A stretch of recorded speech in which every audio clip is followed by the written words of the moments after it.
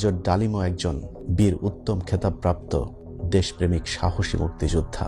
জাতি আজীবন মেজর ডালিমকে শ্রদ্ধা ভরে স্মরণ করবে। হাতে গোনা কিছু মানুষের কাছে একথা শুনতে হয়তো খুব খারাপ লাগবে, কিন্তু এমন একজন মুক্তিযোদ্ধাও কি ছিল যে কিনা স্বাধীনতা পরবর্তী মুজিবকে সমর্থন দিয়েছিলেন? একজনও না। সকলে স্তম্ভিত হয়ে গিয়েছিলেন মুজিব আর তার পরিবারের লুটপাট আর দুঃশাসনে।